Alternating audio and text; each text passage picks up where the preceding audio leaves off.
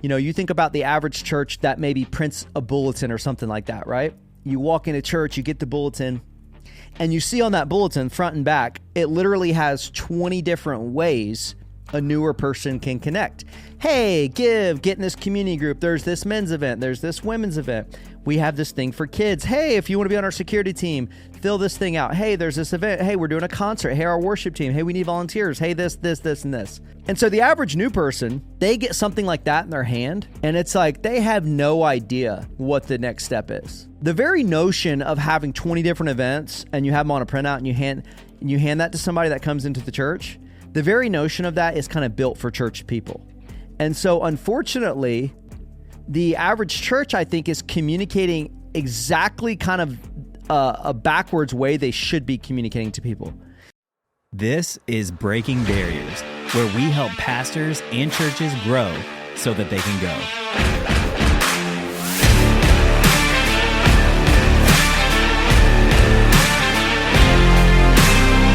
All right. Hey, welcome to the Breaking Barriers podcast. We have a solo episode today. My name is Pastor Bobby, and today what I'm going to be talking about is 5 reasons people are not getting connected to your church.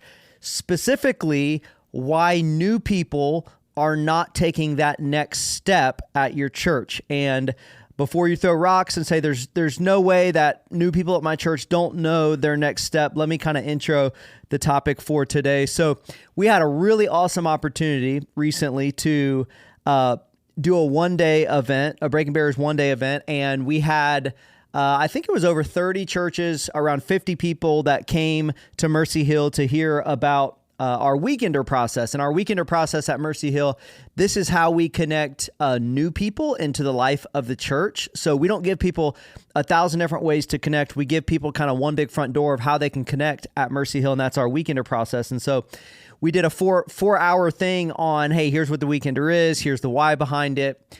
We actually showed people what the weekender actually looked like. And one of the things that I did at the very beginning that I got a lot of good feedback around, and so I really want to expand that today, is I talked to people about how some of the power of the weekender is actually the fact that we announce it every single weekend of the year.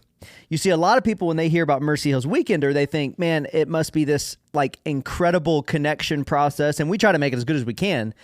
But I think really the power behind it is that we've closed all the other ways to connect at Mercy Hill, and there's one big front door, and we actually talk about that and we announce that every single weekend. And so it has the ability to really cut through the noise for new people that show up to Mercy Hill. Because here's the reality about growth in a church. Breaking Barriers is all about helping you grow, helping your church grow, so that as your church grows, you're able to go, you're able to send. But here's the reality. Growth is not how many people come to your church. Growth is how many people stay at your church. So you can have, thousands or hundreds of first-time guests, and if none of those people stay, if none of those people get connected, then, well, the church is actually not growing. New people are coming, but new people are not staying. New people are not sticking. And here's the reality in the culture that we live in, with the amount of communication people have coming at them. The reality is the average attendee at the average church does not know what their next step is. And that's really what I want to talk about today. I know you may hear this. Hey, there's no way that the average attendee at my church doesn't know what their next step is. I'm telling you, in the majority of churches, and Mercy Hill, we struggle with this also. In the majority of churches, if you just go ask the average person that's not super connected, maybe they've been there for 2 or 3 months, hey, what is the church trying to get you to do in terms of your next step? The average person cannot tell you what that next step is. And so today, I want to really peel back the layers on, okay, why is that?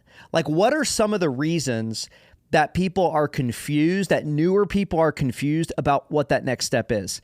And so today I'm going to hit 5 reasons people are not getting connected to our churches. 5 reasons people are not getting connected to your church. Okay, Here's number one. I'm going to walk through these, and then at the end, really, I want you to see this is why we got to figure out a way week in, week out on Sundays from the stage to cut through the clutter and communicate clearly to newer people at our church what their next step is. All right, 5 reasons. Number one, and I'm going to spend a good chunk of time on this one because it's just important to acknowledge, to contextualize the type of world we live in today. Number one, people have more information coming at them than ever before. You know, sometimes I get frustrated when people make these big statements, hey, never in the history of the world, or more now than ever in the history of the world. I think this one is just verifiably true that people have more information coming at them than ever before. Certainly more than 100 years ago, even more than 10 years ago when you think about it. Every single one of us, and it's not just like the average person that's sitting in our church or the average new person that shows up to our church, every single one of us, if we just analytically think about it, we have more communication and more messaging coming at us than ever before. And you cannot avoid it. Like, you cannot avoid it.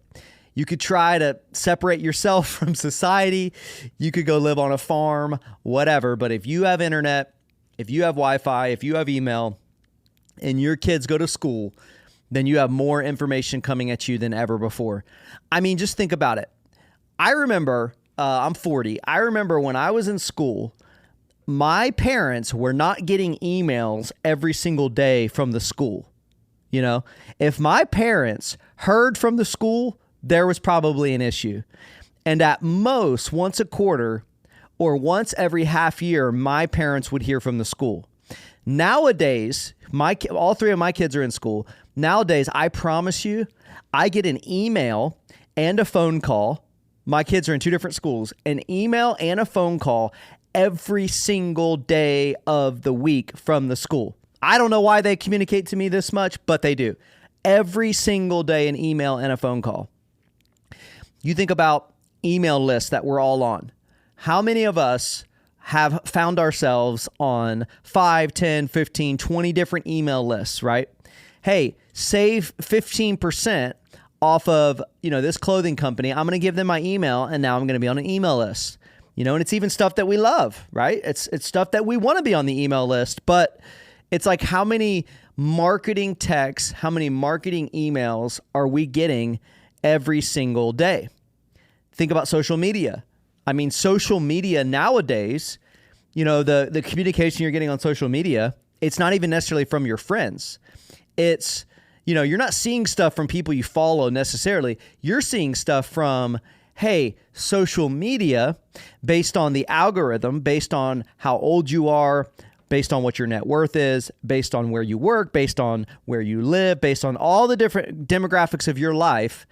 Social media is going to be sending stuff to you and putting stuff in front of you to try to communicate something to you.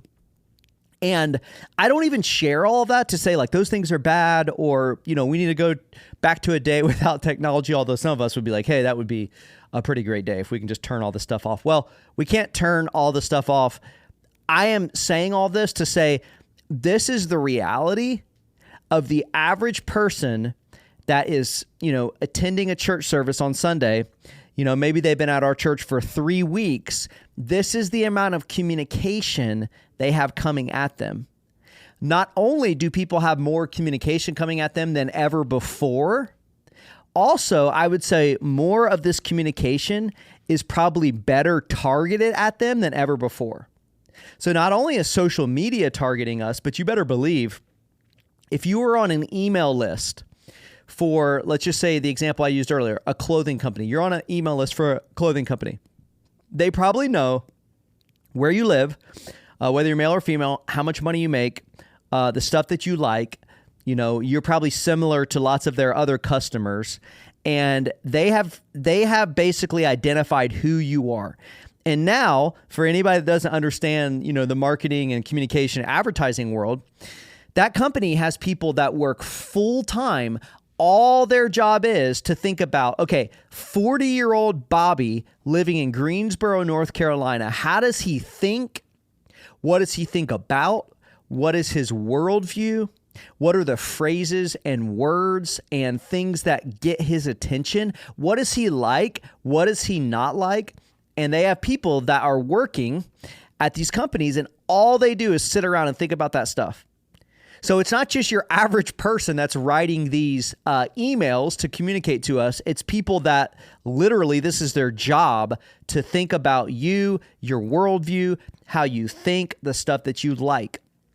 I say all that to say when a person comes and sits down on Sunday morning at our church, there's a lot that we're competing with in terms of communication. And we have to just keep that in mind, like we can't just expect, somebody's going to come on a Sunday morning and, they're just going to kind of pick and choose, what's most important for them and what their next steps are and, what they need to be doing coming out of this church service. Like, no, like if we don't tell them very, very clearly, hey, if you're newer, or another way that we say it at Mercy Hill, hey, if you've been here for a while, but you haven't gotten connected, right? So it's not just new people. Sometimes people have been attending for 2 years, once a month. Hey, if you've been coming for a while and you haven't been connected, hey, here's your next step. You see, a lot of times churches don't have that clear next step.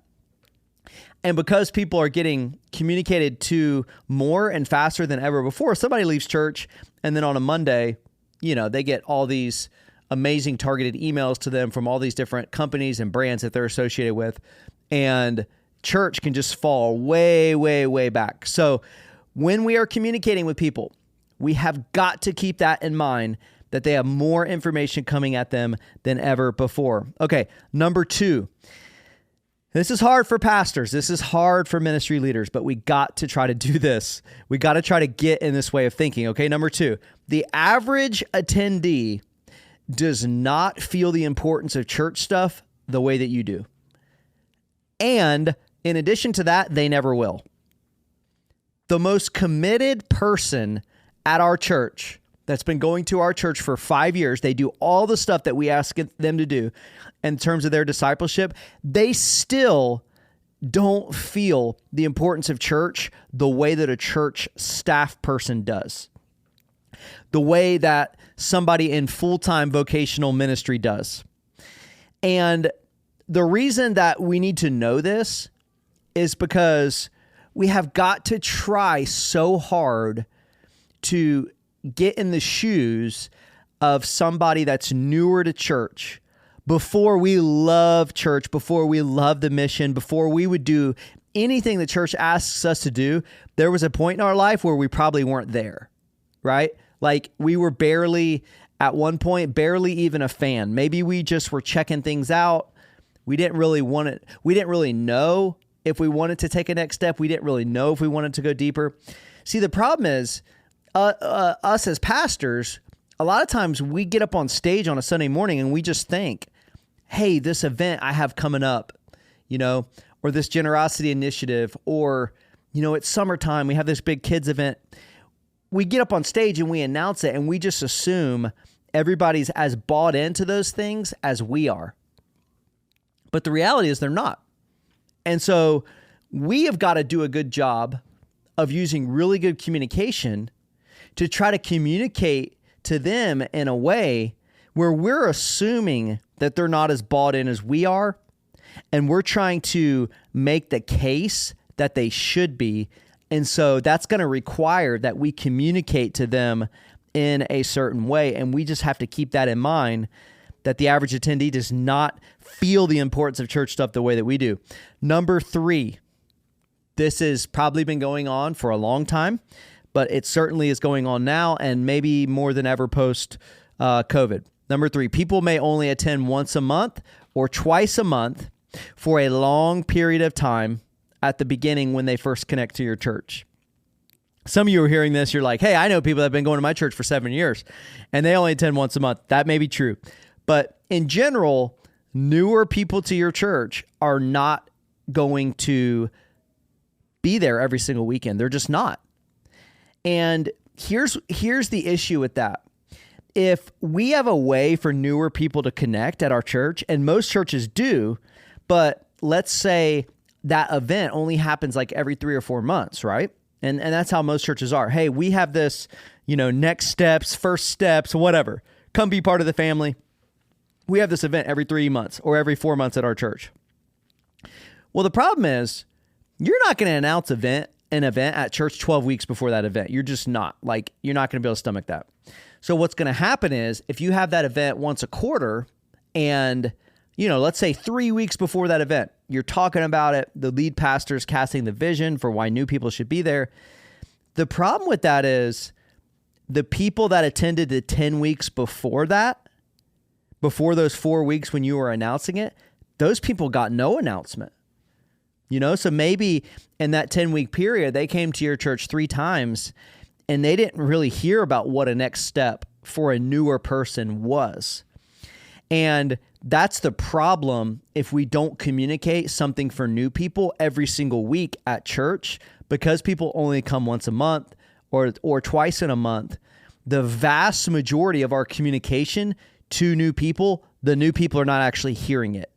And so we have just got to build stuff around the fact that, okay, if somebody comes once in 4 weeks, if somebody comes once in 8 weeks, I want to make sure no matter what weekend they come, there's going to be communication specifically to newer people or specifically to people that haven't connected yet that's giving them a next step that they need to take. Okay, number fourth reason people may not be getting connected to your church the way you want them to, and this is how most churches are, and I understand this. Most churches have dozens of things people can get connected to. The reality of a church, the longer that a church exists, the more programs, the more events, the more stuff the church has. Mercy Hill, we're only almost 13 years old, and I feel the tendency of this. I remember Pastor Andrew and I were just recently talking, we were meeting, and we were talking about how, man, we can't do everything. The church can't do everything. We constantly got to be fighting that battle back to kind of simplicity, like not having 100 things, not having 50 things, not having 20 things, but having like less than 10 things that we do as a church. But unfortunately, most churches, you think about the average church that maybe prints a bulletin or something like that, right? You walk into church, you get the bulletin, and you see on that bulletin, front and back, it literally has 20 different ways a newer person can connect. Hey, get in this community group. There's this men's event. There's this women's event. We have this thing for kids. Hey, if you want to be on our security team, fill this thing out. Hey, there's this event. Hey, we're doing a concert. Hey, our worship team. Hey, we need volunteers. Hey, this, and this. And so the average new person, they get something like that in their hand, or even if it's a digital version of that, they get something like that in their hand, and it's like they have no idea what the next step is. The very notion of having 20 different events and you have them on a printout and you hand that to somebody that comes into the church, the very notion of that is kind of built for church people. And if someone, let's say, has a ton of experience with church, maybe they're able to navigate their way through all those different events and know, okay, I'm newer, here's the step I should take. But the average person's not going to be able to do that. And so unfortunately, the average church, I think, is communicating exactly kind of a backwards way they should be communicating to people. In a culture where people have more stuff coming at them than ever before, our communication needs to be dialed. It needs to be narrow. It needs to be simplified. It needs to be, hey, here is your next step if you are newer here. And instead, a lot of times what we have is 15 to 20 different things people can connect to. What's going to end up happening is the average person is probably not going to connect to any of them because they just don't really know how to self-select. All right. Number 5, the last reason that a lot of times people are not getting connected to your church the way that you want them to is this. A lot of churches put very little energy into the turn or the step where someone goes from being connected to your church to being committed to your church. Another way that I say this is when people come to your church, let's say for the first time, or maybe it's the 10th time, and then they decide, hey, I'm ready to take that next step. For some people, it takes 1 week. For some people, it takes 6 months. But when people decide, hey, I'm ready to take that next step, at that point, these people are the warmest lead in the history of the world. A warm or cold lead, that's sort of a business and a sales term. All it means is, if you're a business and you got a product or service and you're trying to get a new customer, the cold leads are the people out in the community that they've never tried your product or service. They've never heard of it. Like, they couldn't be any more cold, right? They're completely disconnected from it, right? Well, a lead gets warmer as they hear about your product or service. Maybe they use it once and they're thinking about using it more in the future. At some point, that lead goes from being a cold lead to like a really, really warm lead. And at that point, there is no more important kind of pivot point for people's connection to your church. But unfortunately, a lot of times what churches do is they create, some event where people can take a next step, and it's like, that's great. That's what you need to do. But then they put very little energy into that event. They serve pizza at that event on paper plates, and the whole thing is led by volunteers versus serving a really nice meal, having all your staff there, having people serve the meal. You serve something like steak at that event. The reason I bring all that up, doesn't really matter what food you serve. When someone raises their hand at your church and they say, hey, I'm ready to connect, you cannot overly invest in that pivot point of that person going from, connected to the crowd to committed to the family. You can't overly invest in that. You can't put too much money into that. You can't spend too much time thinking about that. You can't commit too many staff to that, because there's nothing more important in discipleship, and there's nothing more important for the growth of the church that people go from kind of the sidelines at your church to really being deeply connected and being on kind of the front lines of your church. But unfortunately, a lot of times, for whatever reason, churches put a lot of energy in a lot of different stuff, but it's not that pivot point for people.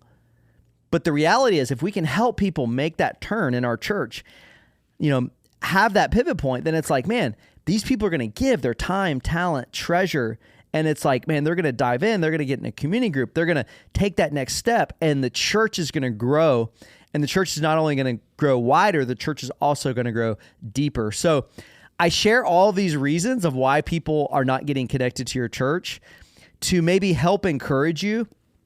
You need to be communicating something every single week, all 52 weeks of the year, how a newer person or how somebody that's been at your church that has not gotten connected yet, how they can take that next step in your church. And this is not something you only communicate once every quarter.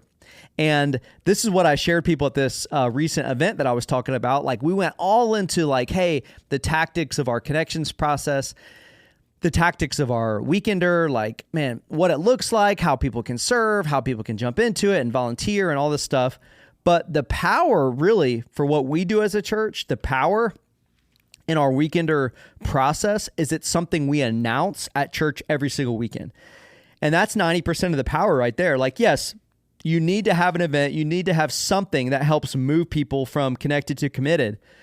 But it doesn't matter how good that thing is if the new people in your church don't know about it. And if they don't know what their next step is. And so if you could figure out a way, whatever that event is, do the best you can, but figure out a way to talk about that event every single weekend in church, because what that's going to do, it's going to cut through all the noise in people's life. And if they are newer to Mercy Hill, they're newer to your church, they're going to say, you know what? They're talking to me right now, and that's my next step. And here's the thing. It's shocking because I've experienced this. Even after we have done this, where we literally communicate the same thing every single weekend, people after 2 years will hear that announcement for the very first time, and they'll come up to one of our pastors, they'll come up to one of our staff, and they'll say, hey, and they've been coming for 2 years. They've been at church once a month for the last 2 years. They'll say, hey, I just heard about this weekender thing, that you guys just said at the end of the service. I want to get signed up for the weekender. And it's like they hadn't even heard it for the previous 2 years. And I share that to say this is why it's so important to cut through the clutter and communicate to people in a very clear next steps way every single weekend in your church. So hopefully this was helpful. Like I said at the beginning, growth is not how many people come, it's how many people stay.